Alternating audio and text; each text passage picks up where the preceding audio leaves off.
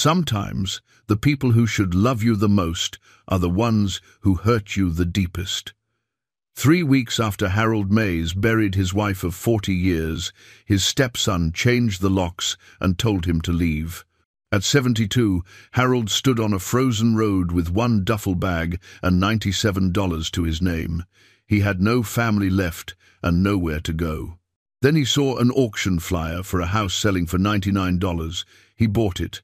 The house sat alone on a forgotten road, buried in snow and abandoned for decades. Harold just needed a roof over his head and walls to keep out the wind. But when he stepped inside, he found sealed rooms, old journals, and something impossible clues connecting the house to his own childhood. How could a place he never knew existed hold the secrets of his past? Before we continue, tell us where you're tuning in from, and if this story touches you, make sure you're subscribed, because tomorrow I've saved something extra special for you. The Greyhound bus rattled along County Road 47, its worn suspension groaning with each pothole. Harold Mays sat 3 rows from the back, his duffel bag clutched between his knees, watching the landscape blur past frost-covered windows. Bare trees stood like sentinels against grey February skies. Fields stretched endlessly, blanketed in snow that had turned dirty at the roadside from passing traffic. 3 weeks had passed since Margaret's funeral. 21 days since he'd stood at her graveside, feeling the weight of 40 years collapse into a single moment. The preacher had spoken about eternal rest and God's mercy, but Harold had barely heard the words. He'd been too focused on the cold seeping through his dress shoes, the way Gregory stood apart from him, checking his phone throughout the service. Margaret had been his anchor. They'd met at a church social in 1985, both in their 30s, both convinced they'd missed their chance at marriage. She was a widow with a grown son. He was a factory worker who'd spent his life moving from one rented room to another, never quite belonging anywhere. Their courtship had been simple and honest. No grand gestures, just 2 people who understood loneliness and chose to face the rest of their days together. They'd built a modest life in Gregory's childhood home, a small ranch house on the outskirts of Millbrook. Margaret worked as a school secretary until her retirement.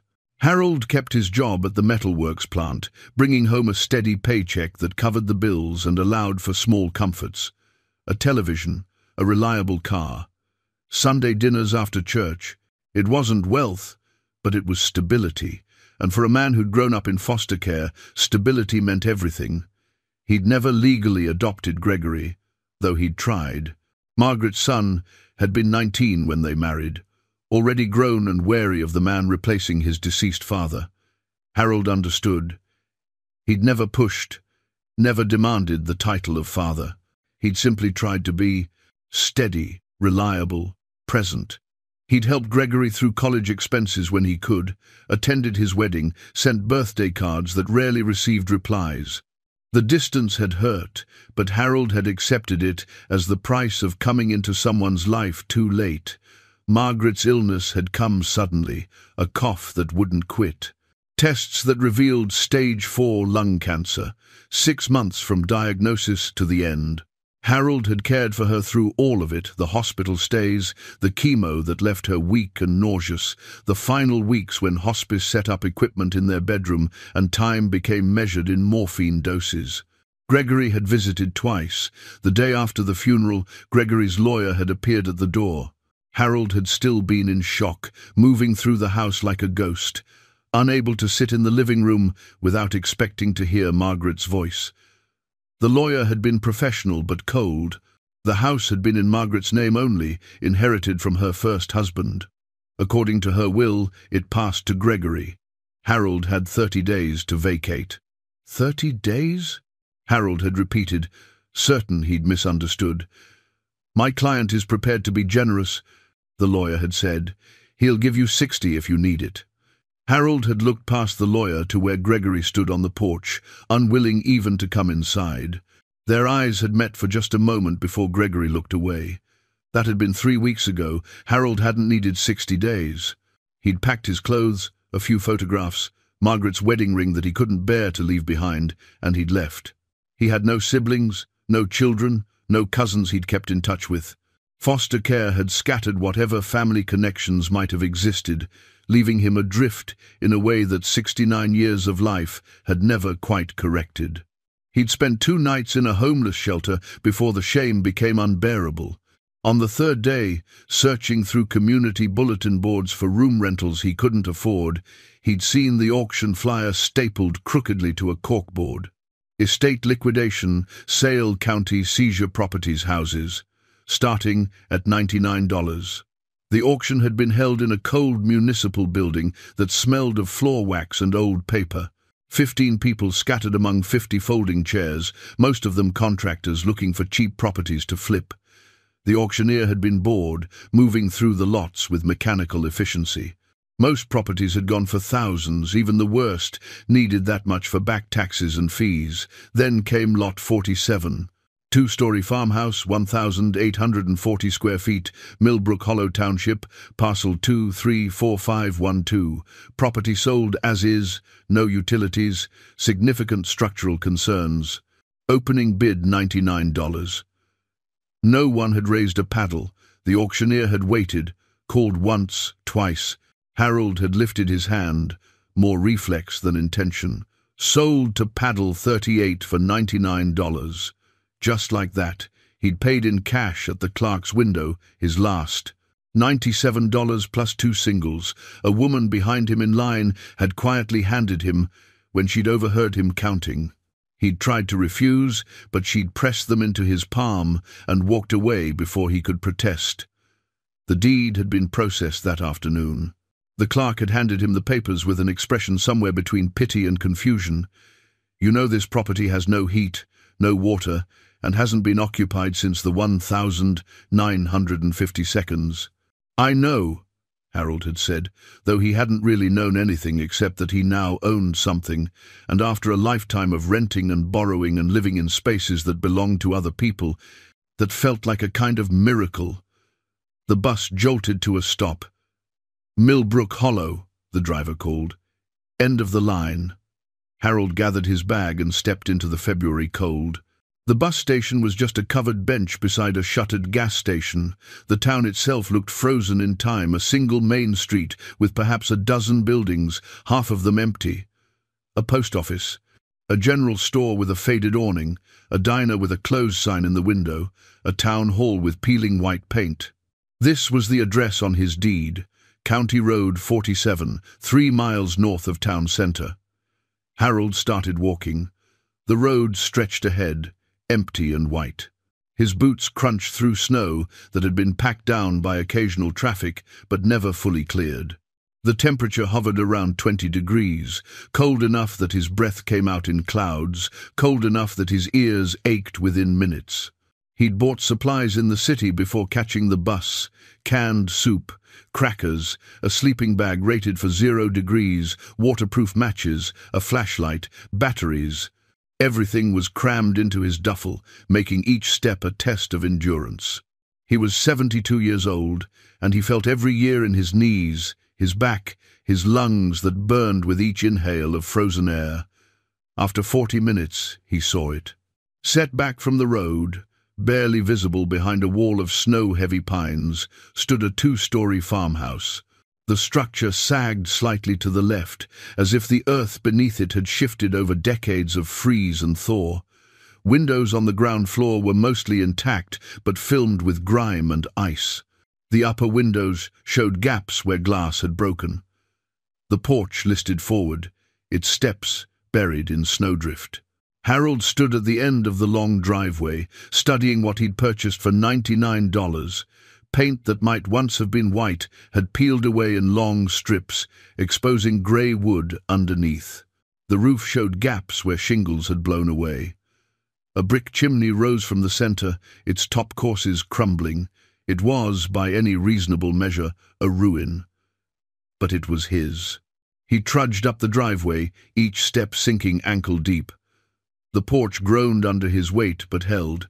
He brushed snow from the front door and tested the knob. Locked. He tried the key the clerk had given him, old brass, heavy in his palm. It turned with resistance, and the door swung inward on hinges that shrieked. Harold stepped across the threshold. Darkness swallowed him whole.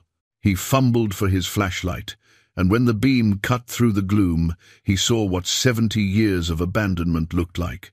The air inside was barely warmer than outside, and it smelled of dust, mildew, and something else, something old and indefinable. His flashlight beam swept across a front room, furniture draped in sheets, their shapes ghostly in the dimness. A stone fireplace dominated one wall, its hearth filled with debris. To his right, an archway led to what looked like a dining room. To his left, a staircase climbed into shadow. Harold moved deeper inside, his footsteps echoing on wooden floors. In the dining room, a table still held place settings, plates covered in dust, glasses catching fragments of his flashlight beam. It was as if someone had simply walked away mid-meal and never returned. The kitchen lay beyond. An old cast-iron stove, a porcelain sink stained with rust, cabinets with their doors hanging open. On a small desk beside the window, Harold's light caught something that made him pause. A stack of mail, letters, bills, all addressed to the same name, Raymond Mays. Harold's breath caught. Mays was his surname. He'd always known that much. It had been on his birth certificate, the one document that had followed him through foster care. But he'd never known who his parents were, never known where he'd come from. The state had told him they'd died in an accident when he was 3, that there was no other family, that foster care was his only option. His hands shook as he picked up the top envelope. The postmark read February 1956. 69 years ago, he set down his duffel and began searching in earnest. The desk drawers yielded more papers, property tax notices, utility bills, all in the name of Raymond and Estelle Mays. In the bottom drawer, beneath a layer of yellowed newspapers, his fingers found something else, a leather-bound journal. Harold carried it to the window where grey afternoon light filtered through decades of grime. He opened it carefully, and on the first page, written in elegant cursive, were the words, "Property of Estelle Mays, 1953. His hands trembled as he turned to the first entry. The 15th of January 1953. Raymond finished the crib today. Our boy will be here soon, and I can hardly believe we'll finally be a complete family. After so many years of trying, so many prayers, God has blessed us with this child. Raymond keeps touching my belly, feeling him kick, and I see tears in his eyes, though he tries to hide them. We have chosen his name, Harold, after Raymond's father. The journal slipped from Harold's fingers. Harold. They had named their son Harold. Harold stood frozen in the kitchen, the journal at his feet, where it had fallen. His heart hammered against his ribs. The words on that first page had cracked something open inside him, something he'd kept sealed for 7 decades. He bent slowly, his knees protesting, and retrieved the journal. His fingers traced the name written there. Estelle Mays. Could this be his mother? The woman who'd carried him, named him, written these words about his father building a crib? The state had told him his parents died in a car accident. No details, no graves to visit, just a clinical notation in his file that he'd glimpsed once during a meeting with a social worker. Parents deceased. No living relatives. Ward of the state. He'd been 3 years old. His memories of that time were fragments, the smell of bread baking, a woman's voice singing, strong hands lifting him high. He'd always assumed these were dreams or wishful thinking, the mind's way of filling in blanks that hurt too much to leave empty. Harold carried the journal to the dining room and cleared dust from one of the chairs. He sat carefully, opened the journal again, and began to read. The entries painted a picture of simple, earnest lives. Raymond worked the farm, 20 acres of vegetable crops and a small dairy operation. Estelle kept the house, tended a garden, sold preserves at the town market. They struggled with money but managed. The entries were full of small joys. A successful harvest, a new dress Estelle had sewn, Raymond fixing the tractor. Then came entries about the pregnancy. Estelle's excitement and fear. Raymond's preparations, painting the spare bedroom, building furniture, saving every extra dollar. The birth in March 1953. Our Harold arrived at dawn, perfect in every way. 10 fingers, 10 toes, and lungs that announced his presence to the world. Raymond held him and wept openly. I have never seen my husband so undone by joy. Harold had to stop reading. Tears blurred the words. He'd spent his entire life believing he'd been unwanted, a burden, a child his parents had been relieved to surrender. Every foster home had reinforced that belief. Every birthday spent with strangers, every Christmas where he'd received practical gifts from social workers instead of love from family. But these words told a different story. He forced himself to continue. The entries chronicled his first years, learning to walk, his first words, Dada and Mama, his love of being outside, following Raymond around the farm. Estelle teaching him to count using buttons, birthday celebrations with homemade cake. Then the tone shifted. An entry from August 1955. The drought continues. We've lost half the crop. Raymond tries to stay strong, but I see the worry eating at him. The bank has sent another letter about the mortgage. September 1955. Raymond sold the dairy cows. It broke his heart, but we needed the money for taxes. Harold asked where the cows went. I didn't know what to tell him. October 1955. A man from the county came today. Mr. Sutton, he said, we're behind on property taxes and the county might have to seize the farm. Raymond showed him our payment plan, but Mr. Sutton just shook his head. He said the county needs the money now, not in installments. When Raymond asked for more time, Mr. Sutton looked around our home like he was already pricing it. Harold's chest tightened. He knew where this was leading.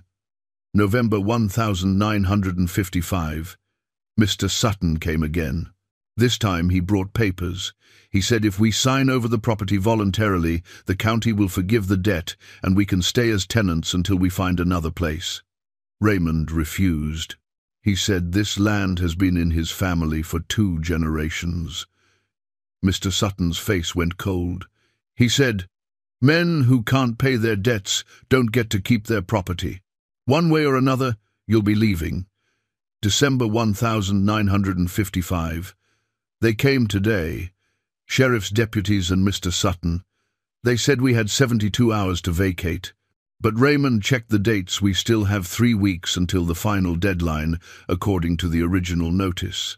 Mr. Sutton said the timeline was adjusted due to administrative necessity. Raymond tried to argue, but the deputies made it clear we had no choice. Where will we go? What will we do? And Harold, dear God, what about Harold? January 1956. We've been staying in a rented room above the hardware store. 1 room for all 3 of us, barely enough space to turn around. Raymond looks for work every day, but there's nothing.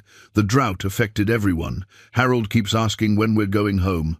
I don't have the heart to tell him we have no home anymore. The next entry was dated a week later, and the handwriting was shaky, as if written in distress. The 15th of January 1956. They came for Harold today. A woman from County Child Services said we can't provide adequate care. She used words like neglect and unsuitable environment. I screamed at her that we love our son, that we're doing everything we can. Raymond tried to physically stop them from taking him. 2 deputies held him back while the woman carried Harold to her car. He was crying for us, reaching back, calling, Mama, Dada. I can still hear his voice. I think I'll hear it forever. Harold couldn't see the page anymore. Tears fell freely now, dropping onto the old paper and smearing the ink that had sat undisturbed for nearly 70 years. He pressed his palm against his mouth, trying to contain the sound of his grief. They hadn't abandoned him. They'd fought for him. He forced himself to keep reading through blurred vision. The 20th of January 1956. Raymond went to the county office every day this week, trying to get Harold back. They told him, "We need proof of stable housing and income. We have neither. We're living in one room. Raymond can't find work. They said Harold is better off in state care, that he'll be placed with a family who can provide for him. The caseworker said we could visit once we get settled. But how do we get settled when we've lost everything?"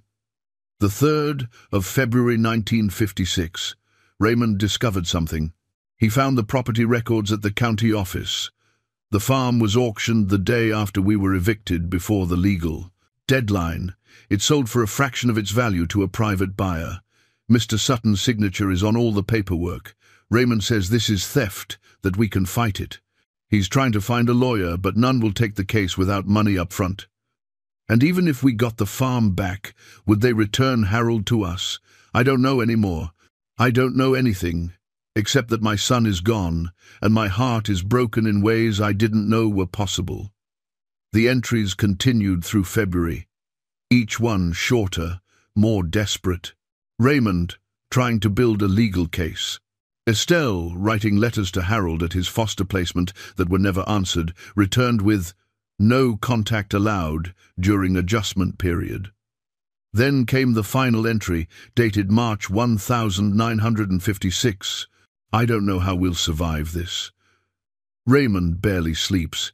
He's obsessed with proving the county stole our land, but what does it matter now? Even if he's right, even if we win, Harold is gone. They moved him to a different foster home last week, wouldn't tell us where. They said it's better for his adjustment if we don't interfere. Better for his adjustment. As if being torn from his parents and thrown among strangers could ever be better. Raymond says we have to keep fighting, that we'll get him back. But I look at my husband's face and see the same thing. I feel despair. Harold must never think we didn't want him. That's the one thing I can't bear. Wherever he is, whatever they tell him, I pray somehow he knows we loved him. We loved him with everything we had. The journal ended there. Harold sat in the gathering darkness, holding the evidence of his parents' love and loss. Everything he'd believed about his life was wrong. He hadn't been abandoned. He'd been stolen. His parents had fought for him, and they'd lost. Harold stood on shaking legs and began searching the house with new purpose. If this was his childhood home, there would be more. There had to be more. He found it in what had once been a small bedroom off the kitchen, a child's room, his room. The furniture was simple, a small bed, a wooden chest, a bookshelf.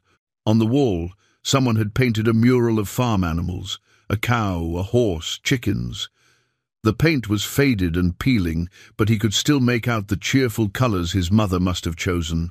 In the wooden chest, he found children's clothes sized for a toddler, a tiny coat, small boots, drawings on paper so old it crumbled at his touchstick figures labeled Mama, Dada, Harold in an adult's handwriting. On the bookshelf, tucked behind a row of picture books, he found a tin box. Inside were documents. His birth certificate, official and untouched, adoption papers that had never been signed, and letters, dozens of letters addressed to various foster homes, all returned unopened, all marked undeliverable or refused by facility. His parents had tried to reach him. Over and over they'd tried. Harold sank to the floor of his childhood bedroom, surrounded by the evidence of a life he'd been robbed of. He wept as he hadn't wept even at Margaret's funeral. These were tears for everything lost: his parents' struggle, his stolen childhood, the decades of believing he'd been unwanted when the truth was so different. When the tears finally stopped, something else remained. Not just grief, but resolve. This house held his history.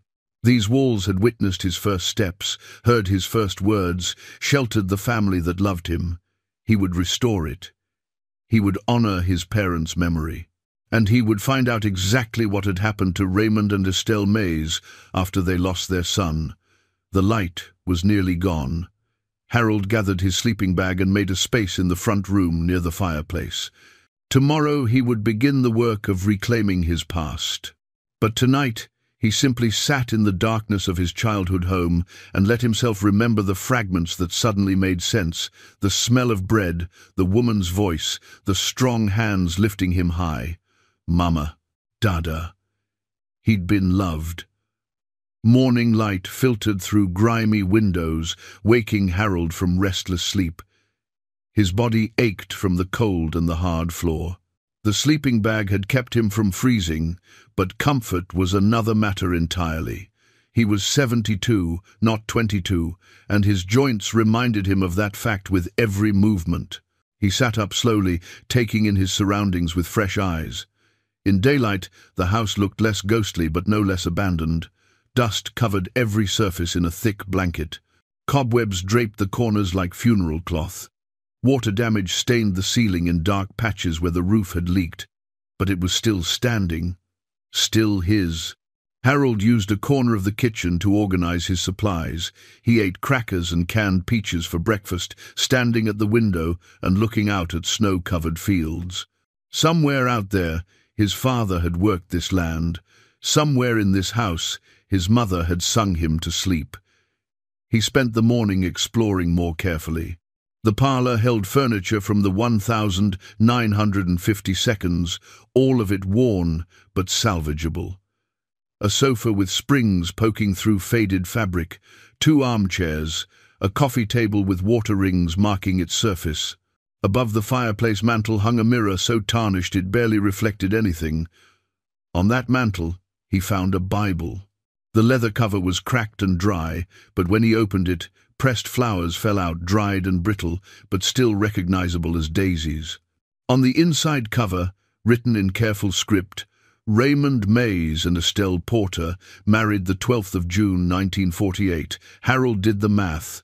They'd been married 5 years before he was born. 5 years of hoping, praying, trying for a child. And when he'd finally arrived, he'd been their miracle. He turned pages carefully.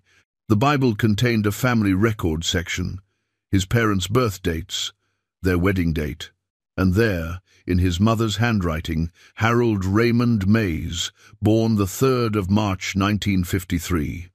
Harold traced the letters of his name. This was proof. He'd existed to them not just as a burden but as a blessing, important enough to record in the family Bible alongside their marriage vows. Behind the Bible, tucked against the back of the mantel, he found a photograph in a tin frame. The metal was tarnished black, but he rubbed it with his sleeve until the image became clear. A family portrait, professional, taken at a studio based on the painted backdrop. A young man in his 30s with dark hair and serious eyes.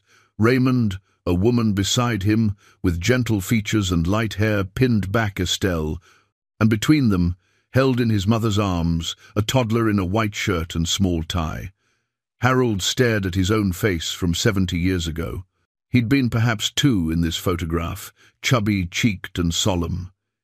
His mother's hand rested on his shoulder. His father's hand rested on his mother's shoulder. They looked like what they were, a working family who'd saved up for a studio portrait, dressed in their Sunday best, capturing a moment they wanted to preserve forever. Harold's throat tightened. He'd spent his entire childhood in foster homes, where family photographs lined the walls, images of children who belonged, who had history and connection. He'd never appeared in those photographs. He'd been the temporary guest, the boy passing through, never quite part of the story being told. But he had been in a family photograph once. He had belonged somewhere. He set the photograph carefully on the mantel where he could see it, then turned his attention to practical matters. If he was going to stay here, he needed to make the house livable. The temperature inside hovered barely above freezing. His breath still came out in clouds. The fireplace was his first priority. Harold cleared out debris from the hearth, old bird nests, leaves, broken bits of brick. The chimney looked mostly intact from inside, though he couldn't be certain until he tried lighting a fire. He found old newspapers in the kitchen and used them for kindling, adding small pieces of wood he broke from a collapsed section of porch railing. The match flame caught. Smoke rose, and for a terrifying moment Harold thought the chimney was blocked, but then the draft caught and pulled the smoke upward. Heat began to radiate into the room. It was a small victory, but it felt immense. He spent the afternoon making basic repairs. The front door hung crooked on its hinges. He tightened the screws with a rusty screwdriver he'd found in a kitchen drawer. Several windows had broken panes. He couldn't replace the glass, but he found cardboard in the basement and used it to cover the gaps, sealing the edges with strips of cloth torn from old curtains. The work warmed him, and with the fire burning steadily, the front room became almost comfortable. In the basement, he discovered tools that had belonged to his father. A toolbox with Raymond's initials carved into the wooden handle. Inside, hammers, pliers, wrenches, nails in glass jars sorted by size. Everything was rusty but functional. His father had been organized, methodical. Harold felt a kinship with that. He'd been the same way at the factory, keeping his station clean and his tools maintained. He also found jars of preserves lining basement shelves. The glass was thick with dust, the contents long since spoiled and crystallized, but the labels were still legible. Written in his mother's careful hand: strawberry jam, June 1955. Peach preserves, August 1955. Tomato sauce, September 1955. The last summer before everything fell apart. His mother had been preparing for winter, putting up food, being the kind of provider that women of her generation knew how to be. She'd had no way of knowing that by winter they'd lose everything. Harold carried the jars upstairs and set them on the kitchen counter. He couldn't eat what was inside, but he couldn't throw them away either. They were artifacts of his mother's labor, her care, her hope that there would be a future to preserve food for. As afternoon faded toward evening, Harold attempted to explore the second floor. The stairs creaked alarmingly under his weight, and he took them slowly, testing each step. At the landing, he found 3 doors. He tried the first, his parents' bedroom, a double bed with a metal frame, a dresser, a wardrobe. Everything covered in dust, but preserved as if they'd simply stepped out and never returned. On the dresser sat a framed wedding photo.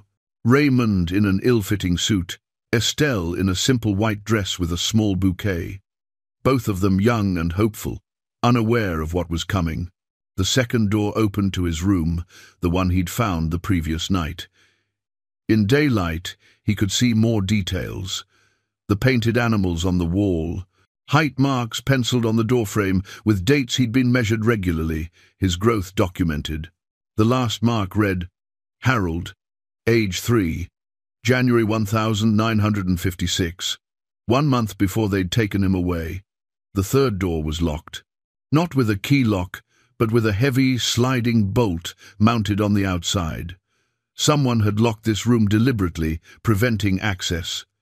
Harold tried to force it, but the bolt was solid, and his tools were limited.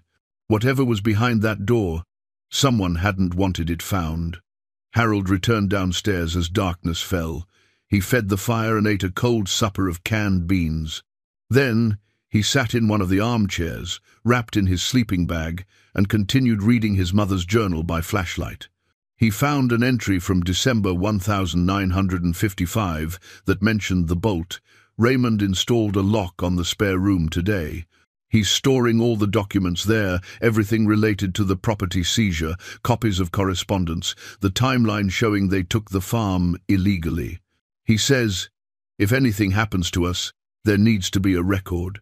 I told him nothing will happen, but he just shook his head. He doesn't trust Mr. Sutton. Neither do I anymore. So the locked room held evidence. His father had been building a case, documenting the theft of their property, and he'd locked it away to preserve it. Harold needed to get into that room. But not tonight. Tonight, he was exhausted physically from the work, emotionally from the weight of discovery. He closed his eyes, the photograph of his family visible in the firelight. For the first time in longer than he could remember, Harold fell asleep feeling something other than alone. He was home. Not the home he remembered consciously, but the home his body remembered, his heart remembered. The house seemed to breathe around him, settling into the cold night with familiar creaks and groans. Outside, wind moved through the pines. Inside, the fire crackled softly.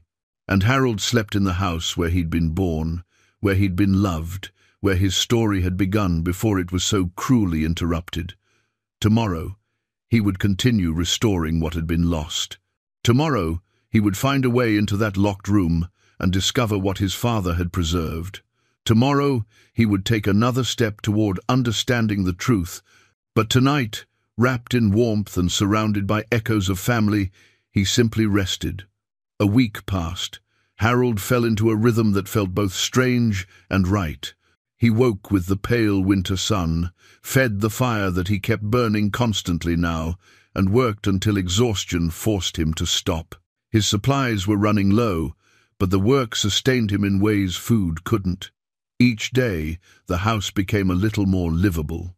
He'd cleared the main floor of debris, scrubbed surfaces until his hands were raw, replaced broken boards on the porch. The physical labor reminded him of his years at the factory, the satisfaction of fixing things, making them whole again. But it was the locked room upstairs that consumed his thoughts. He'd tried everything he could think of to open it. The bolt was solid steel, secured with screws so rusted they'd become part of the wood. His father had built this lock to last. On the 8th day, Harold decided to walk into town. He needed supplies, but more than that, he needed information. If his parents had fought the county's seizure of their property, there had to be records. Someone had to remember what happened.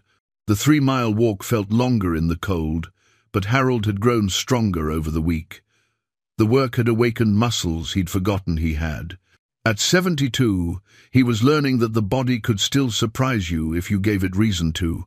Millbrook Hollow looked no less desolate in full daylight. Main Street stretched for perhaps 4 blocks, half the storefronts empty with for lease, signs yellowed by sun and time. A handful of cars lined the curb outside the general store. The post office showed a single light in the window. Harold pushed open the door to the general store. A bell chimed overhead. The interior was cramped and dim, shelves stocked with basics, canned goods, bread, milk in a humming cooler. Behind the counter sat a man who had to be in his 70s, reading a newspaper through thick glasses. He looked up when Harold entered. "Help you?" "Need some supplies," Harold said. "And maybe some information."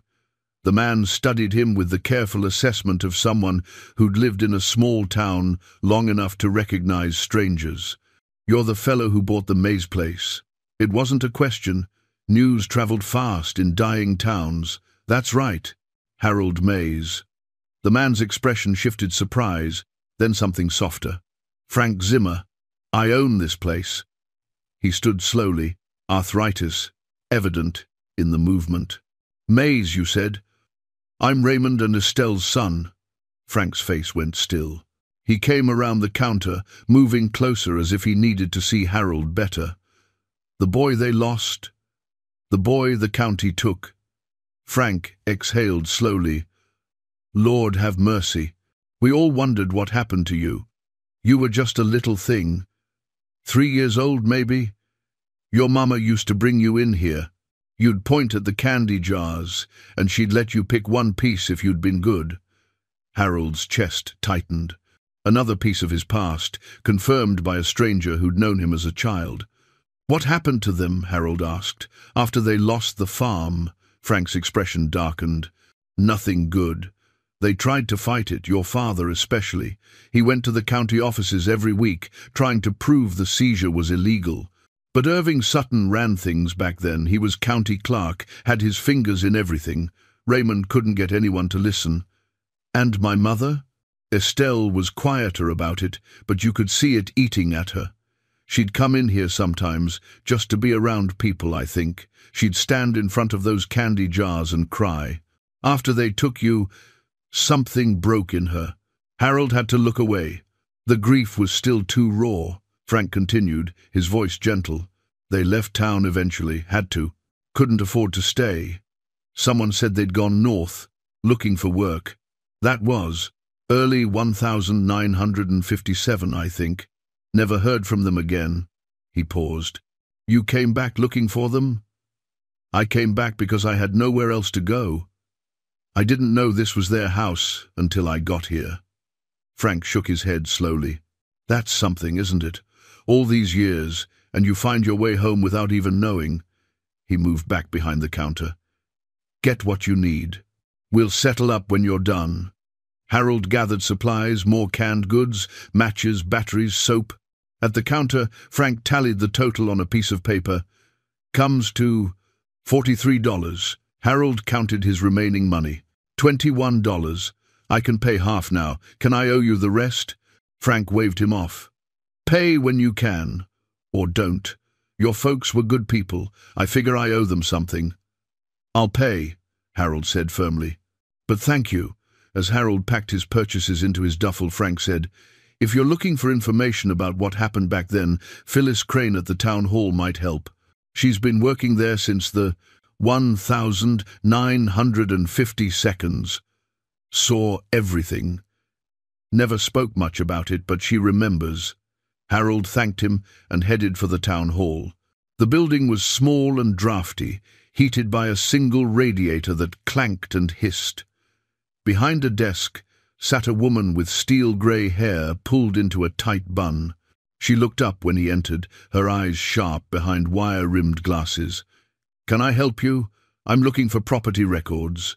From 1,956. That's a long time ago. What property? The Mays Farm. County Road 47. Her expression didn't change, but something flickered in her eyes. And you are? Harold Mays, Raymond and Estelle's son. She set down her pen slowly. The boy. I'm 72 now, but yes. Phyllis stood and moved to a filing cabinet against the back wall.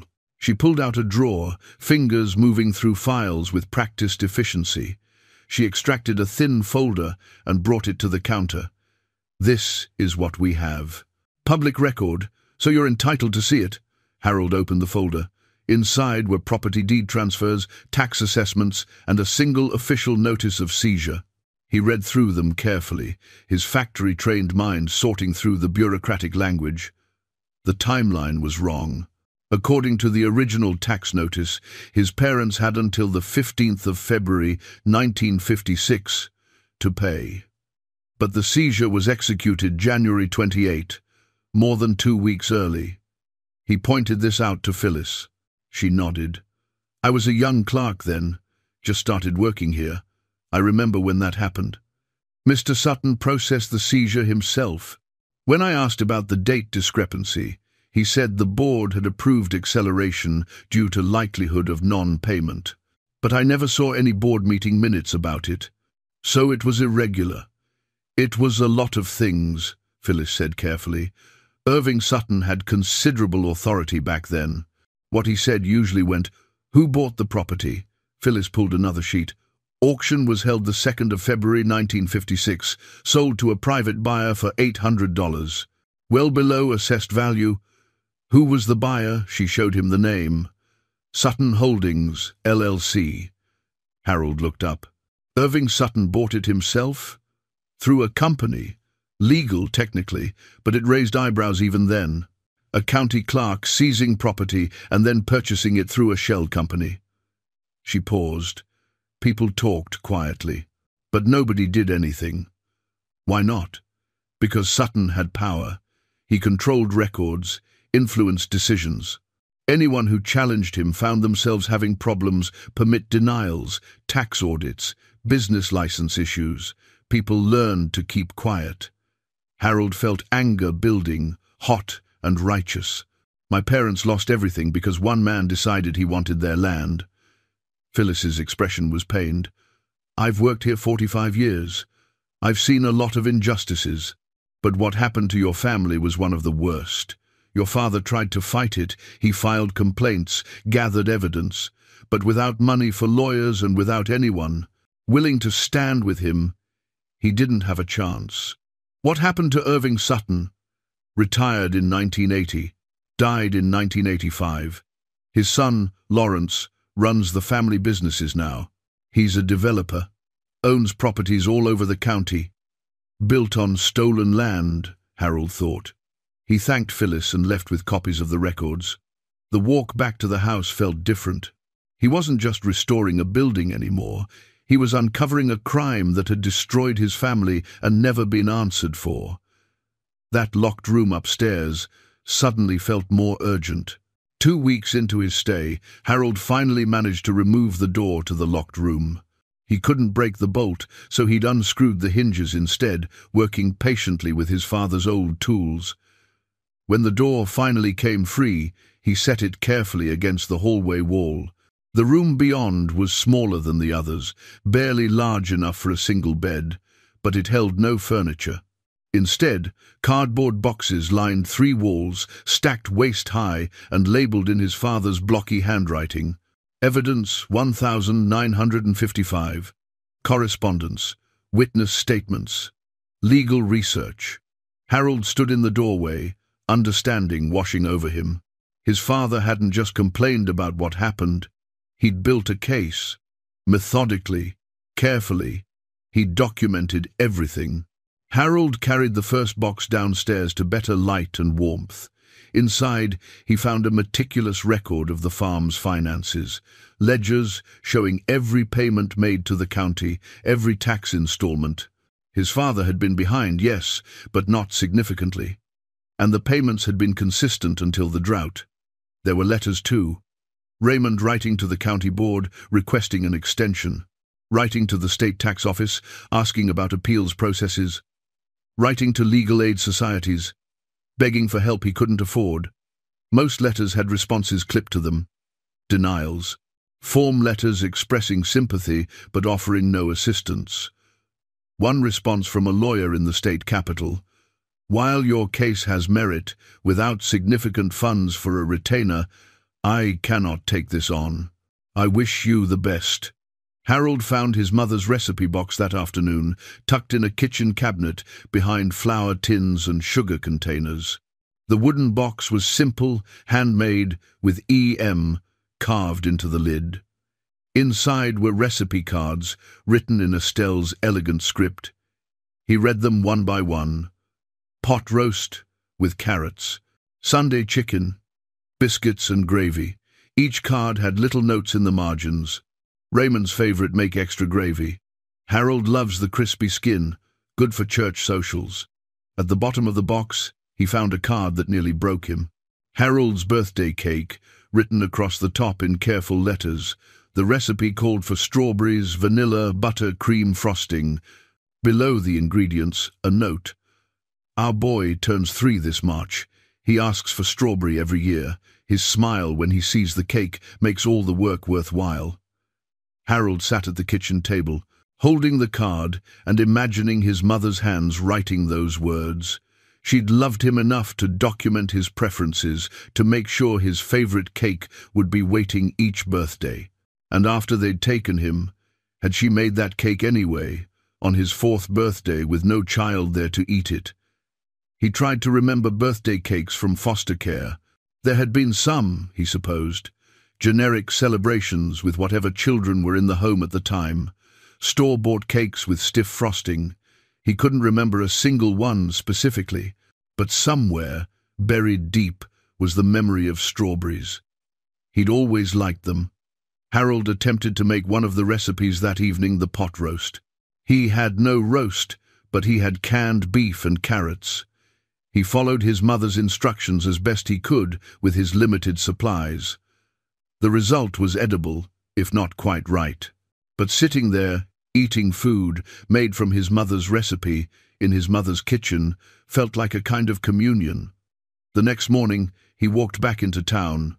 The general store was becoming familiar. Now Frank looked up when Harold entered and nodded in greeting. "Need more supplies?" "Just a few things. And maybe more conversation, if you have time." Frank gestured to a small table near the potbelly stove. "Business is slow. I've got time." They sat, and Harold asked the questions that had been building. What did people know about what happened? Were there others who'd lost property the same way? Frank's expression grew thoughtful. There were rumors, other farms that went under in the late 50s, early 60s. Similar circumstances behind on taxes, sudden seizures, sold cheap at auction. But people don't talk about it much. Shame, mostly. Losing your land was seen as personal failure, not theft. But you saw a pattern. Looking back, yes. At the time, we all just thought it was hard times. The drought hit everyone. Farms were failing. It wasn't until years later, when Sutton's holdings kept growing, that some folks started wondering, did anyone ever challenge him? One man tried, farmer named Walter Price. He went to the state attorney general's office in 1962, claimed his farm had been taken illegally. He had documentation, witnesses, the whole thing, but Sutton had connections in the capital. Price's complaint got buried in bureaucracy. He gave up after 2 years of fighting, moved west, died in the 70s, I heard. Harold felt a kinship with Walter Price, another man who tried to fight the system and lost. What about my parents? Did they have friends here? People who might remember more? Frank considered. Your mama was friendly with the ladies at church. St. Andrew's, the Lutheran church. Most of them have passed now. But Pastor Yoda might remember. He's been there since the 40s. Old as dirt, but sharp as a tack. Harold found St. Andrew's Lutheran Church on a side street, a white clapboard building with a modest steeple. The door was unlocked. Inside, wooden pews faced a simple altar. Light filtered through plain glass windows. An elderly man was arranging hymnals in the pew racks. He looked up when Harold entered. "Can I help you, son?" "Son." Harold was 72, but to this man, perhaps 90, everyone was young. "I'm looking for Pastor Yoda." "You found him." The pastor straightened slowly, hand pressed to his lower back. "Forgive me. The back isn't what it used to be. I'm Harold Mays. Raymond and Estelle were my parents." The pastor's weathered face transformed. "Little Harold, dear Lord, I baptized you right here." He gestured to the altar. "You were barely a month old. Your mother wore her best dress. Your father held you so carefully, like you might break." Harold's throat tightened. "I don't remember. Of course not. But I do. Your parents were faithful members here. Good people. When they lost the farm, and then lost you, it devastated this whole congregation. We took up a collection to help, but it wasn't enough. Nothing was enough. Do you know what happened to them after they left town?" The pastor's expression grew sad. "I heard they went north, looking for work. Your father wrote me once, maybe 6 months after they left. He said they were struggling but still fighting to get you back. That was the last I heard from them." I wrote back, but the letter was returned undeliverable. They died in 1957. Carbon monoxide poisoning. Pastor Yoda closed his eyes. "God rest their souls." I'd wondered when the letters stopped, but I'd hoped for better news. They sat together in a pew, and the pastor shared memories. Estelle singing in the choir, her voice clear and sweet. Raymond serving as an usher, always early, always dependable. Harold as a toddler, playing quietly during services, sometimes falling asleep in his mother's arms. "They loved you deeply," Pastor Yoda said. "When the county took you, your father came to me asking if God was punishing them. I told him no, that sometimes evil happens through human hands, not divine will. I'm not sure he believed me." Harold left the church with a fuller picture of his parents. They'd been ordinary people, faithful, hard-working, loving. They hadn't deserved what happened to them.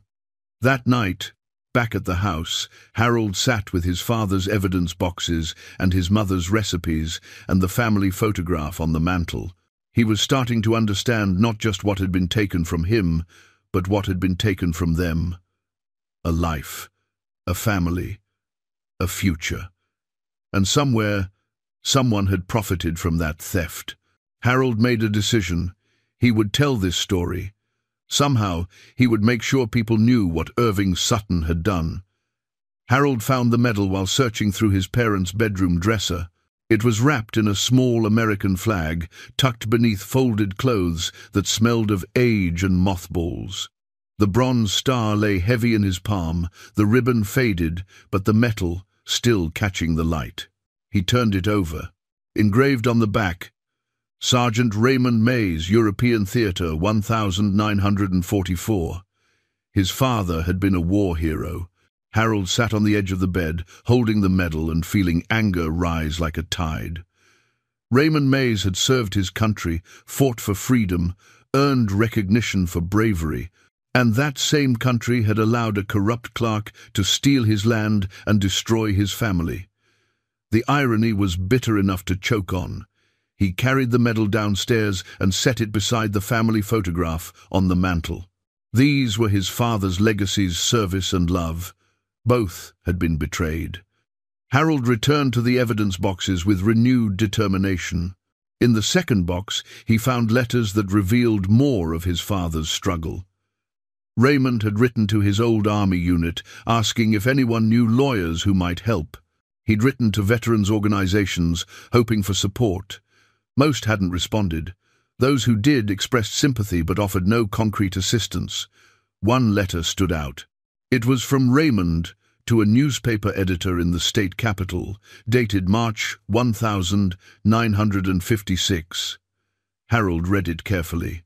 "Dear editor, I am writing to bring attention to a grave injustice occurring in Millbrook County. As a veteran who served this nation in its hour of need, I now find myself fighting a different kind of enemy corruption in our own government. County Clerk Irving Sutton has systematically seized properties from struggling families, accelerating legal timelines and purchasing these properties through shell companies at fractions of their value.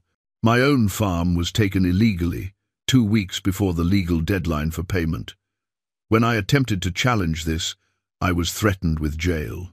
My 3-year-old son was removed from our care on false charges of neglect. I am not the only victim. Others have suffered similarly, but are too afraid or ashamed to speak. I am writing to you because someone must tell this story. Someone must hold power accountable. I have documentation of everything, if you are willing to investigate. Respectfully, Raymond Mays." At the bottom of the letter, stamped in red ink, "Not suitable for publication." Harold stared at those words.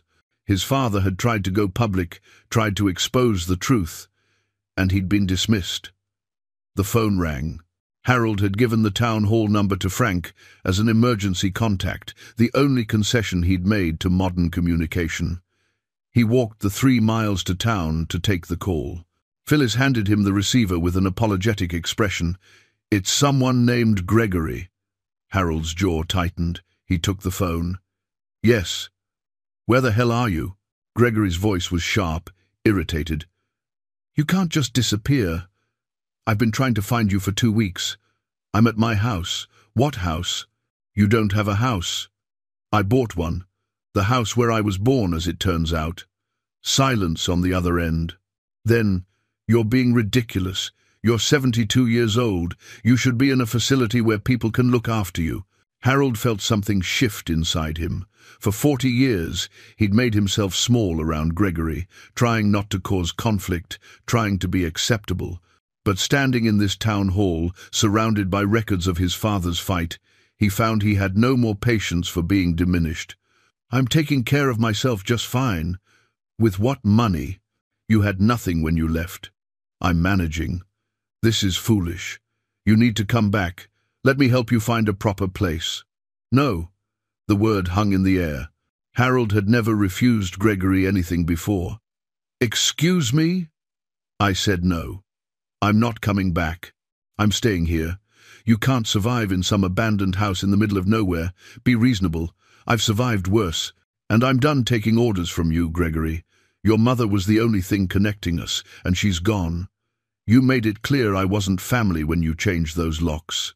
So don't pretend you care now. But don't call me when it all falls apart. I won't." Harold hung up before Gregory could respond. His hand shook slightly, but not from fear. From liberation. Phyllis looked at him with something like approval. "Good for you." Harold walked back to the house feeling lighter. He'd spent decades trying to earn Gregory's approval, trying to be worthy of a family that had never quite accepted him. No more. He had his own family now, Raymond and Estelle, and their story mattered more than Gregory's opinion ever would. That afternoon, Harold tackled the third floor's locked room with renewed energy. He'd been avoiding damaging the house, but now he decided the truth inside mattered more than preservation. Using a hammer and chisel, he worked at the bolt mounting until the wood splintered and gave way. The door swung open. Inside, the room was exactly as his father had left it. A small desk held a typewriter, ancient even by 1956 standards. Papers covered every surface, organized into careful stacks. File folders lined the walls, each labeled with dates and subjects. Harold began reading. His father had documented everything. Not just his own case, but a pattern stretching back to 1952. 23 families had lost properties under suspicious circumstances during Irving Sutton's tenure as county clerk. 23 farms, homes, businesses, all seized on accelerated timelines, all sold at below-market prices to buyers connected to Sutton. Raymond had interviewed witnesses, collected testimony, traced the money. He'd built an airtight case showing systematic corruption, but he'd never gotten to present it. No lawyer would take it. No newspaper would print it. No official would investigate. The most damning evidence sat in a manila envelope marked "Original Documents." Inside were photocopies of county records that showed forged signatures on payment deferrals, backdated seizure orders, and altered auction dates. Raymond had somehow gotten access to the county's files and documented the fraud. He'd also documented the threats. A log in Raymond's handwriting listed dates and details. The 20th of January, 1956, Sutton approached me outside county office. Said if I keep pushing, I'll lose more than property. Said there are institutions for men who make trouble and orphanages for their children. The 3rd of February 1956, Deputy Willis stopped me on the road. No reason given. Said Sutton wants me to understand I'm being watched. Harold read through everything twice, his anger building with each page. His father had been right. The seizure had been illegal. The entire system had been rigged. And no one had cared enough to stop it. Harold carried the most important documents downstairs. He laid them out on the dining table, organizing them chronologically. This was a story that needed telling. But how? Raymond had tried and failed. The difference, Harold realized, was timing. Irving Sutton was dead now. He couldn't threaten or intimidate. His son Lawrence might have inherited wealth and influence, but he didn't have the same stranglehold on local power. Maybe, after 70 years, the truth could finally come out. Harold looked at his father's bronze star on the mantel. Raymond had fought for justice twice, once in Europe, once here at home. He'd won the first fight and lost the second. But the fight wasn't over. Harold was his father's son, and he would finish what Raymond had started. Tomorrow, he would begin figuring out how. Tonight, he would honor his father's determination by refusing to give up. Harold carried the evidence boxes to town hall the next morning. Phyllis looked up from her desk, her expression shifting from curiosity to concern when she saw what he was hauling. "I need your help," Harold said. "I need to find out what happened to my parents after they left here." Phyllis set down her pen. "What kind of information are you looking for?" "Death records. If they died, there should be certificates." Something flickered across her face. Reluctance, maybe pity. "What years?" 1957 onward, I suppose." Phyllis stood slowly and moved to a different filing cabinet. This one marked "Vital Records." Her fingers moved through folders with practiced efficiency, but Harold noticed her hesitation before she pulled out a thin file. "I'm sorry," she said quietly, handing it to him. Harold opened the file. 2 death certificates, stapled together. His hands began to shake before he'd read past the names. Raymond Mays, Estelle Mays. Date of death, the 14th of February, 1957. Cause, Accidental carbon monoxide poisoning. Location: rental cabin, Route 9, Millbrook County. Disposition: buried Potter's Field, Millbrook Cemetery, plots unmarked. Harold had to sit down. The chair creaked under his weight, but he barely heard it. His parents were dead, had been dead for 68 years. All this time, some part of him had held on to hope, however foolish that they might still be alive. Elderly, yes, in their 90s, but alive.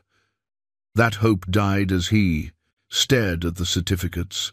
"I'm so sorry," Phyllis said again. "I should have told you when you first came in, but I didn't know how." Harold's voice came out rough. "Carbon monoxide poisoning. It happened sometimes back then. Faulty heaters in poorly ventilated spaces, especially in cheap rentals." He looked up at her. "Do you believe that?" Phyllis's expression was carefully neutral. "It's what the report says." "That's not what I asked." She hesitated, then moved to another cabinet and pulled out a newspaper archive box. She found what she was looking for quickly, a newspaper clipping from February 1957, yellowed and brittle. "Local couple dies in tragic accident," read the headline. The article was short, buried on page 8. It described Raymond and Estelle Mays, former residents, found deceased in a rented cabin, carbon monoxide from a faulty heater cited as cause. No investigation deemed necessary. Next of kin unknown. Burial in County Potter's Field. Harold noticed the byline. Written by Thomas Sutton. Irving Sutton's brother-in-law ran the newspaper, Phyllis said quietly. He wrote most of the local coverage, so the county clerk whose corruption my father was documenting had his relative write the story about their deaths. I'm not saying anything one way or another. I'm just showing you what's in the public record." But her tone said everything. She had doubts too. Harold read the article again more carefully. "It says no investigation was deemed necessary. Who made that determination?" County coroner at the time was appointed by the county board. The board chairman in 1957 was, let me guess, someone connected to Irving Sutton. Phyllis nodded. Harold sat back, the pieces falling into place. His parents hadn't just lost their home and their son. They'd been silenced. Whether by accident or design, they'd died at a convenient time, just as Raymond was building a case that could have exposed decades of corruption. "Where is this Potter's Field?" Harold asked. "Millbrook Cemetery, north section, no markers. The county stopped maintaining it in the 1972nd. Harold gathered the death certificates and the newspaper clipping. "Thank you for your honesty." "Mr. Mays," Phyllis said as he turned to leave, "I was 23 years old when I started working here. Irving Sutton scared me. He scared everyone. I saw things I should have spoken up about, and I didn't. I've regretted it for 45 years. You're helping now. It's too late for your parents, but not too late for the truth." Harold walked to Millbrook Cemetery. It sat on a hill overlooking the town, surrounded by a rusted iron fence. The maintained sections held neat rows of headstones, some dating back to the 1800s. But the north section was overgrown, choked with weeds and scrub brush that had grown unchecked for decades. He pushed through the undergrowth until he found the area that must be Potter's Field. No markers at all, just uneven ground, where the earth had settled over coffins. Somewhere in this forgotten corner, his parents lay in unmarked graves. Harold stood there for a long time, the February wind cutting through his coat. He'd spent his whole life thinking they'd abandoned him. Now he knew they'd fought for him until they had nothing left, and then they died alone and unmourned, buried like criminals or paupers. "I'm sorry," he said aloud to the frozen ground. "I'm sorry I didn't know. I'm sorry I couldn't help you. I'm sorry it took me 70 years to find you." His voice broke on the last words. He knelt in the snow, pressing his palm against the earth. "But I'm here now, and I'm going to make this right. I promise you that. Everyone will know what happened. Everyone will know you didn't give up, you didn't fail, you were stolen from, and then you were silenced, but your story won't end in this forgotten corner. I swear it." He stayed there until the cold became unbearable, then walked back to Town Hall. Phyllis looked up when he entered, her eyes red as if she'd been crying. "I need one more thing," Harold said. "What happened to Irving Sutton's properties after he died?" "They passed to his son, Lawrence Sutton. He's a developer now. Owns shopping centers, apartment complexes. One of the wealthiest men in the county. Built on what his father stole." Phyllis didn't argue. "Does Lawrence know how his father acquired those initial properties?" "I couldn't say. He was only 10 years old in 1956, but he spent his whole life benefiting from it." Harold nodded slowly. The anger he'd been feeling crystallized into something sharper, more focused. This wasn't just about exposing Irving Sutton anymore. It was about confronting a legacy of theft that continued to this day. "Do you have contact information for Lawrence Sutton?" "Mr. Mays, I'm not sure that's wise. I'm not going to threaten him, but he needs to know that someone remembers. Someone knows what his father did." Phyllis wrote down an address and phone number. "His office is in the city, but he has a house here in town, the biggest one on Elm Street. You can't miss it." Harold took the information and left. He walked back to his house with new clarity. This wasn't a story about finding his parents anymore. It was a story about justice for the dead and accountability for the living. His father had tried to fight alone and failed, but Harold wouldn't be alone. He had Raymond's evidence, Phyllis's cooperation, and the simple fact that time had removed the man who'd terrified everyone into silence. The truth could come out now, and Harold would make sure it did. Phyllis arrived at Harold's house 2 days later, just after sunset. He saw her car pull up the long driveway, headlights cutting through the gathering dark. She knocked softly, and when Harold opened the door, she looked nervous. "I shouldn't be here," she said. "But I couldn't stop thinking about your parents." Harold stepped aside to let her in. The house was warmer now, the fire burning steadily. He'd made real progress. The main floor was clean, livable. The family photograph sat prominently on the mantel beside Raymond's bronze star. Phyllis noticed them immediately. "I remember them," she said softly. "They used to come into the county office together. Your mother would wait on the bench while your father tried to talk to Sutton. She always looked so worried. You said you saw things back then, things you should have spoken up about." She nodded. "There's something else, something I've never told anyone." She reached into her coat pocket and pulled out a small key. "When I started working at the county office, part of my job was filing. There was a storage room in the basement where old records were kept. Evidence from closed cases, confiscated items, things like that. Each item had a number and a key." She held up the key. "I was going through the old ledgers last night after you left. Your father filed an official complaint in March 1956. It was assigned case number 127. I found the locker number in the ledger, but the case file itself was marked as lost. Lost or destroyed. The ledger just says lost. But this key was still in the key box, which means whatever was in that locker might still be there." Harold felt his pulse quicken. "Can we check?" "Not during business hours, but I still have access to the building." She glanced at her watch. "Everyone's gone home by now." They drove to Town Hall in Phyllis's car. She parked behind the building and used her key to enter through the back door. Inside, the building was dark and silent. Phyllis led him down a narrow staircase to the basement. The storage room was cramped and musty, lined with metal lockers that looked like they hadn't been opened in decades. Phyllis counted along the rows until she found number 127. The key turned with difficulty, but the lock finally gave. Inside the locker sat a cardboard box and a larger item wrapped in cloth. Phyllis pulled out the box first. Harold opened it carefully. Inside was a reel-to-reel tape recorder and a single tape, labeled in his father's handwriting. "Raymond Mays Testimony March, 1956. Harold's hands shook as he lifted the tape. He recorded testimony. "There's more," Phyllis said, unwrapping the cloth. Inside were photographs of Raymond's face, showing bruises along his jaw and a cut above his eye. Another photo showed his father's truck with a smashed headlight and dented fender. "He documented abuse," Harold said. At the bottom of the box was a witness statement, signed by a neighbor. Harold read it quickly. The neighbor had seen 3 men, one of them Deputy Willis, following Raymond's truck one night. The next morning, Raymond's truck was damaged, and he had bruises.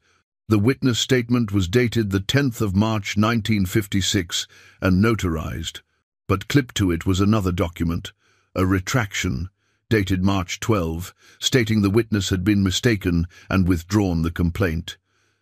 The signature on the retraction didn't match the signature on the original statement.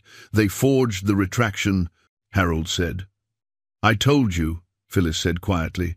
"Irving Sutton controlled everything. They found an old reel-to-reel player in an office upstairs." Phyllis threaded the tape with practiced hands, and they listened together in the dark. Raymond's voice came through scratchy but clear. He spoke calmly, methodically, laying out his case. He described the timeline of the seizure, the discrepancies in the paperwork, Sutton's threats. Then his voice changed, becoming rawer. "They took my son. Harold is 3 years old. He doesn't understand why strangers came and took him away from his parents. The caseworker said we're unfit because we lost our house, but we lost our house because it was stolen from us. Now they're using that theft to justify taking our boy. This isn't justice. This is cruelty backed by official paperwork." The tape crackled with silence for a moment. Then Raymond continued, his voice steadier but filled with determination. "I'm making this recording because I know what happens to people who challenge men like Irving Sutton. I know I might not get to tell this story myself, but someone needs to hear it. Someone needs to know what happened here. My son needs to know we didn't abandon him. We fought for him. We're still fighting for him. And if anything happens to us, I want him to know we loved him. That's the most important thing. Harold, if you ever hear this, we loved you, every single day." The tape ended. Harold sat in the darkness, his father's voice still echoing in his ears. Phyllis was crying quietly beside him. "I'm sorry," she whispered. "I'm so sorry I didn't help them.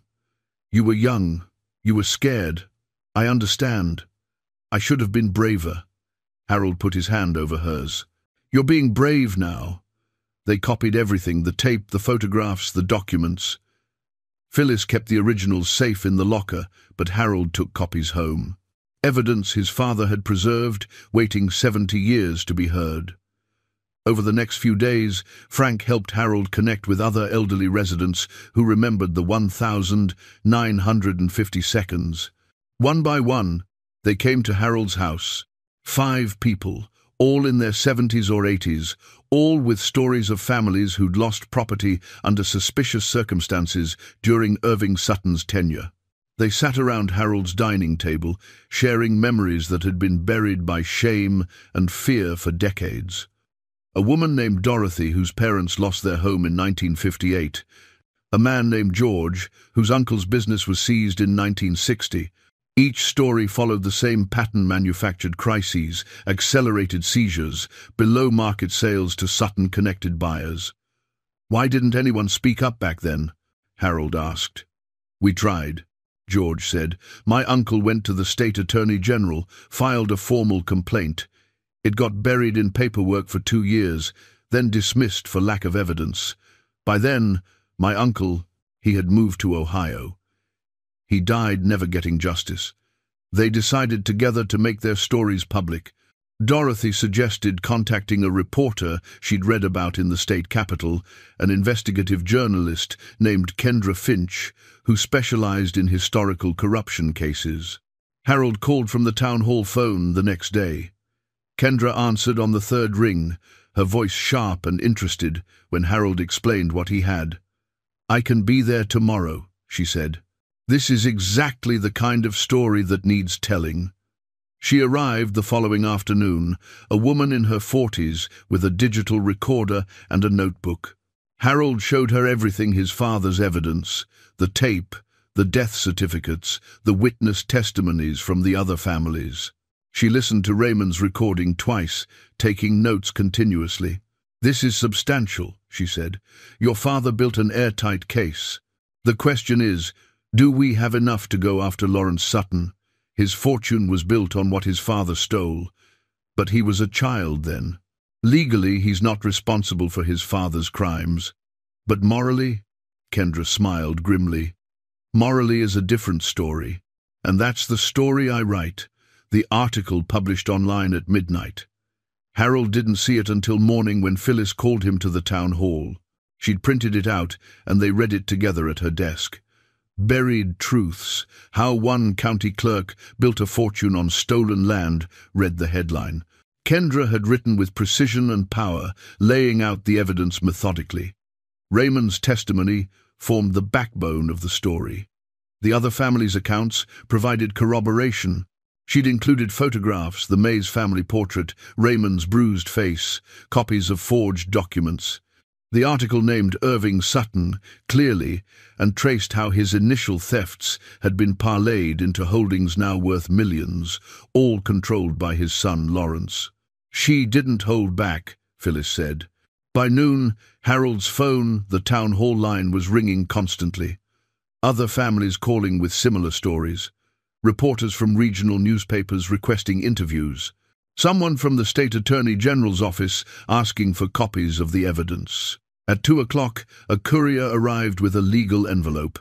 Inside was a cease and desist letter from Sutton and Associates law firm, representing Lawrence Sutton. The letter demanded immediate retraction of all statements, public apology, and threatened legal action for defamation, libel, and intentional infliction of emotional distress. It stated that Irving Sutton had acted lawfully within his authority as county clerk, and that these allegations damaged Lawrence Sutton's reputation and business interests. Harold read it twice, then set it down calmly. "Are you worried?" Phyllis asked. "No. Everything in that article is true and documented. Truth isn't defamation." At 4 o'clock, a lawyer arrived at the house. Expensive suit, leather briefcase, the kind of man who charged by the minute. Harold met him on the porch. "Mr. Mays, I represent Lawrence Sutton. My client is prepared to be generous if you'll cooperate." "Generous how?" "A financial settlement, enough to make you comfortable. In exchange, you retract your statements and sign a non-disclosure agreement." "How much?" The lawyer named a figure that would have seemed impossible to Harold a month ago, enough to live comfortably for the rest of his life. "No," Harold said. The lawyer blinked. "You haven't heard the full offer. I don't need to. My parents died fighting for the truth. I won't sell it now. Mr. Mays, you're an elderly man with no resources. A legal battle will destroy you financially and personally. My client has unlimited resources and every incentive to fight this." "Then let him fight. I've already been destroyed once. I survived. I'll survive again." The lawyer's expression hardened. "You're making a mistake. You have no idea what you're up against." "I know exactly what I'm up against. The same thing my father faced. The difference is, your client's father isn't around to threaten and intimidate anymore. So, tell Mr. Sutton that I'm not retracting anything. The truth stands." The lawyer left, and Harold felt something he hadn't felt in a long time: pride. His father would have been proud of that moment. Kendra published a follow-up article that evening, focusing on the legal threats. The story spread faster now. Social media picked it up, though Harold barely understood what that meant. What he did understand was that public opinion was shifting in his favor. Comments poured in, expressing outrage at the Sutton family's attempts to silence the truth. The next morning, Lawrence Sutton himself arrived.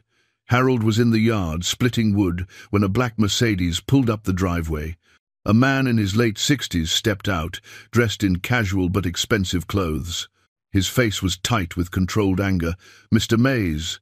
Mr. Sutton. They faced each other across the woodpile.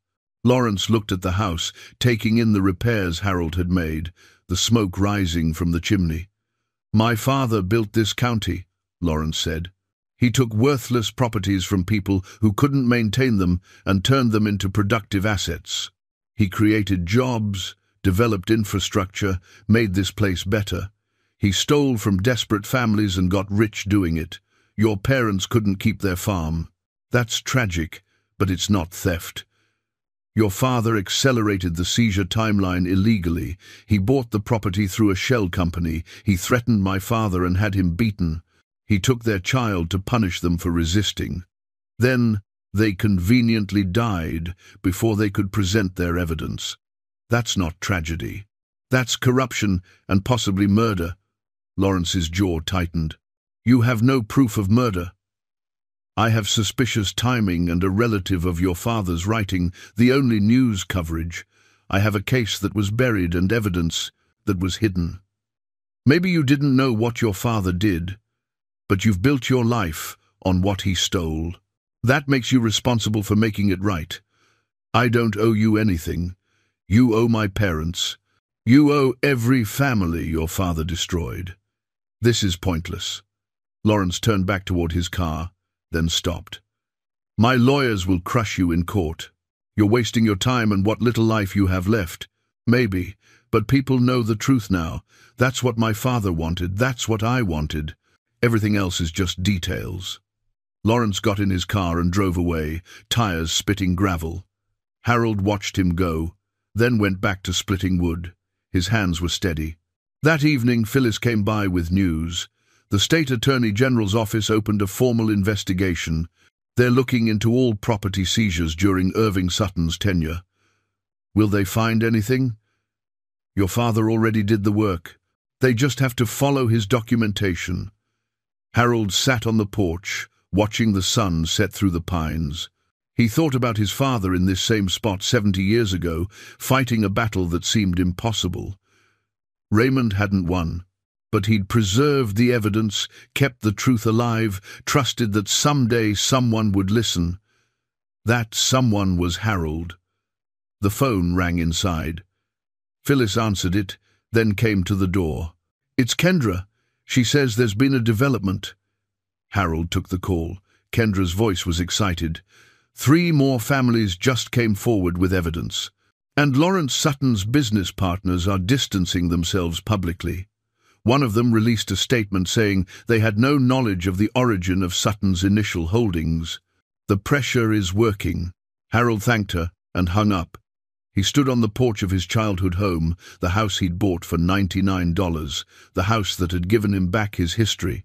The fight wasn't over, but for the first time, victory seemed possible.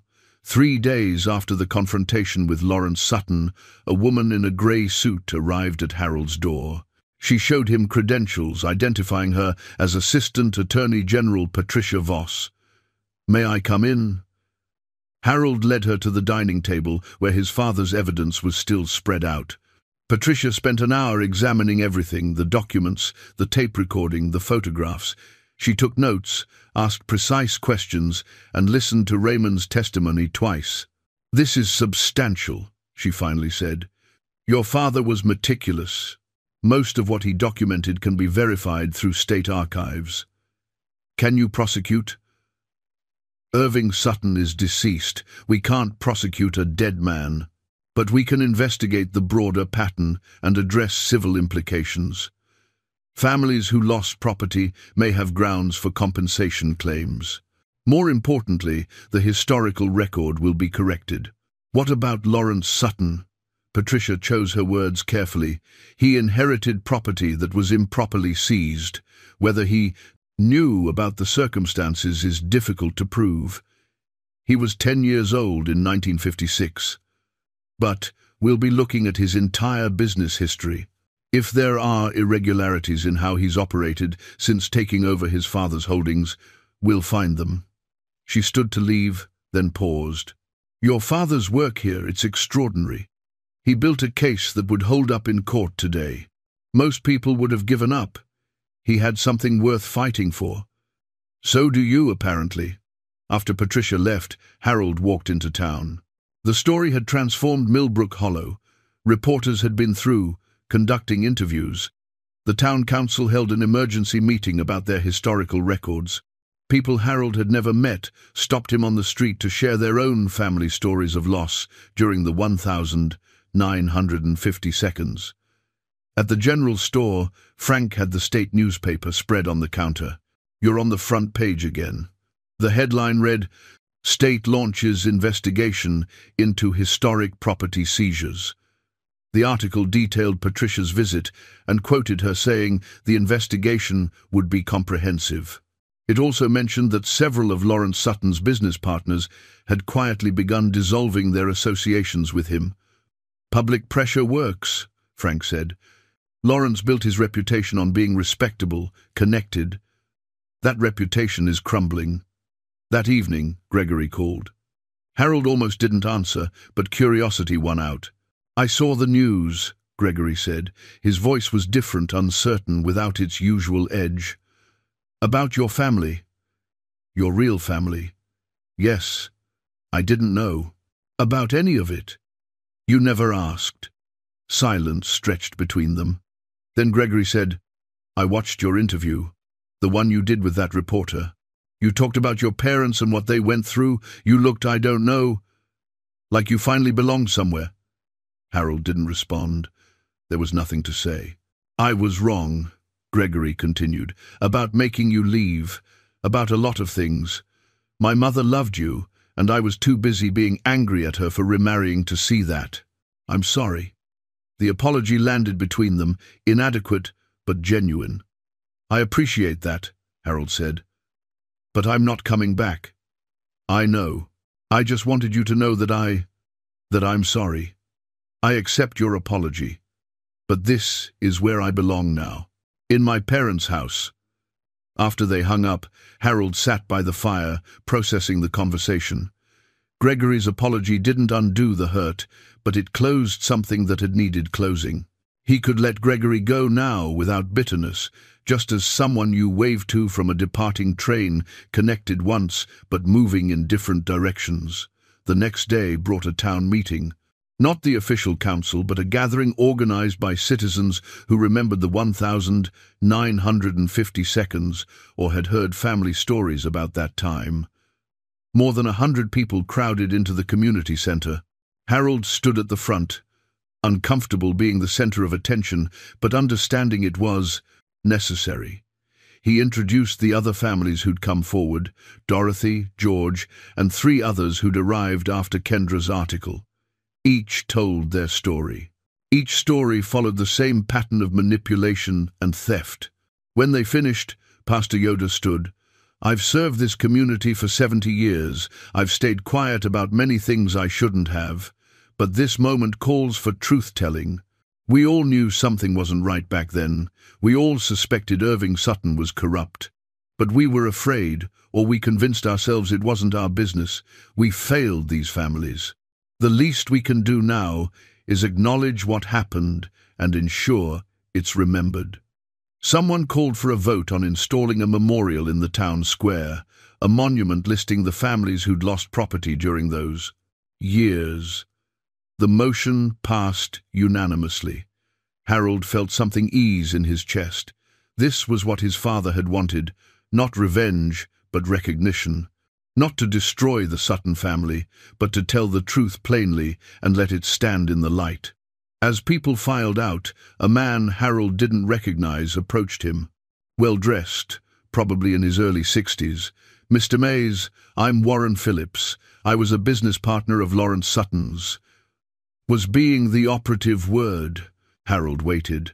"I severed all business ties with him yesterday. I didn't know about his father's history, and I don't want to be associated with that legacy. But I wanted you to know something. Lawrence is planning to make a statement." "What kind of statement?" "He's going to cooperate with the state investigation. His lawyers told him to fight, but his children convinced him otherwise. They don't want to inherit a tainted legacy. Sometimes the next generation has to clean up their parents' mistakes." Warren handed Harold a business card. "If you need anything, legal help, financial support, call me." What was done to your family was wrong. Some of us want to help make it right." After Warren left, Harold stood on the community center steps, looking at the small town spread before him. A month ago, he'd arrived here with nothing, no family, no home, no future. Now he stood at the center of something that felt like community, like purpose, like justice, slowly bending toward truth. The fight wasn't finished. The investigation would take time. The memorial would take planning.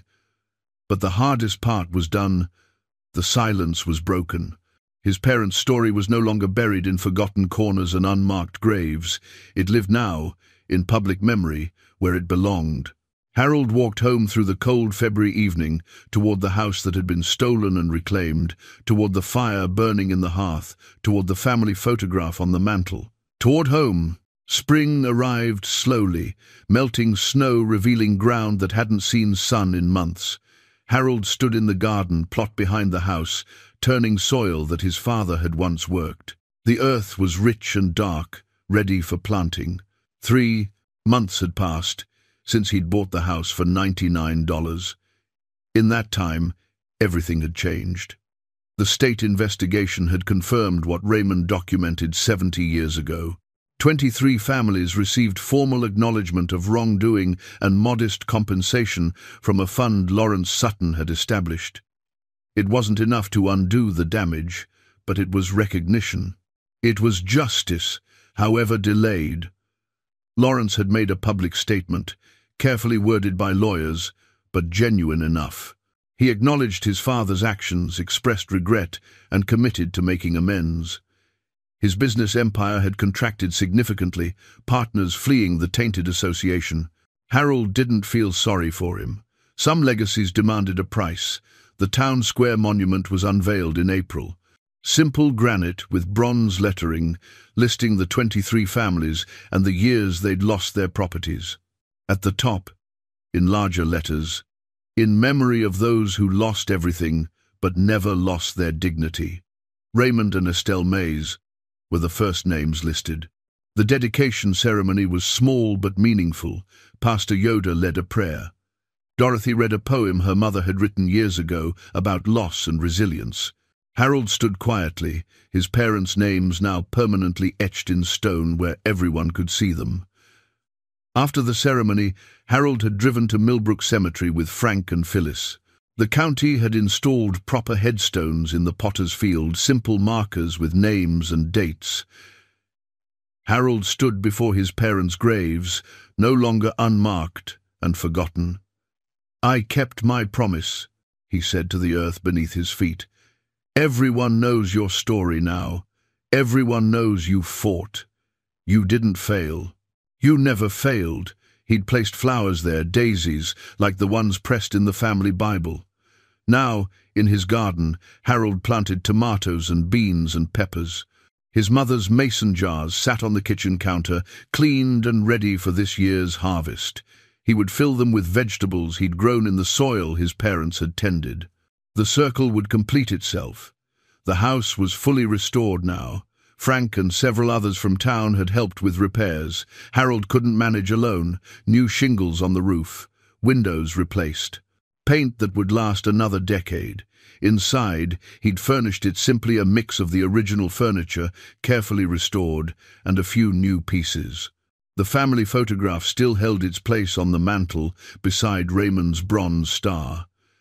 Harold had added another frame, a copy of Kendra's article, not from pride, but as proof that truth could survive even when buried for decades. Margaret's wedding ring sat in a small box on his dresser. He'd made his peace with that part of his life. She'd given him stability when he needed it most. He would always be grateful. But this house, this place, was where he truly belonged. On his 73rd birthday, Harold made his mother's strawberry cake using her recipe card. It wasn't perfect, the frosting was lumpy, and the layers weren't quite even, but it tasted like memory and love and home. Frank, Phyllis, Dorothy, George, and Pastor Yoda came for a small celebration. They sang Happy Birthday while Harold closed his eyes and made a wish. "Let them know I found my way home." When he blew out the candles, He felt certain somehow they did know. His parents' presence filled this house not as ghosts, but as foundation. Everything he did here honored their memory, the garden, the repairs, the simple act of living in the home they'd built with love. The compensation money from the state fund had been modest, but Harold used part of it to establish something that mattered. The Raymond and Estelle Mays Education Fund would provide scholarships for children in foster care. Small amounts, but enough to help with books or supplies or application fees. Enough to show someone that they weren't forgotten, that someone believed in their future. It was what his parents would have wanted, taking their pain and transforming it into possibility for others. As evening fell on his birthday, Harold sat in the rocking chair his father had built, positioned on the newly repaired porch. He opened his mother's journal to the first page and began reading again, not with sorrow now, but with gratitude. The words were the same, the joy of expecting a child, the hope for the future, the simple love of a young family starting out. But Harold heard them differently now. Not as evidence of loss, but as proof of connection that survived everything, even death, even decades of separation. He read until darkness made the words impossible to see, then closed the journal gently and sat watching stars emerge over the pines. Somewhere in the house, wood settled with a familiar creak. The wind moved through the eaves with a sound that was almost like singing. Harold thought about the journey that had brought him here from that frozen road with nothing but a duffel bag and $99 to this moment of peace on his parents' porch. Sometimes the longest journey was the one back to yourself, and sometimes, if you were lucky, you found you were never really lost at all, just waiting to be found. He stood slowly, his joints protesting less than they had 3 months ago. The work had made him stronger, purpose had made him whole. Inside, the fire had burned down to embers. Harold added wood and watched flames catch and grow. The house warmed around him, sheltering him as it had when he was 3 years old, as it would for whatever years remained to him. He was home. Finally, truly home. And that was enough.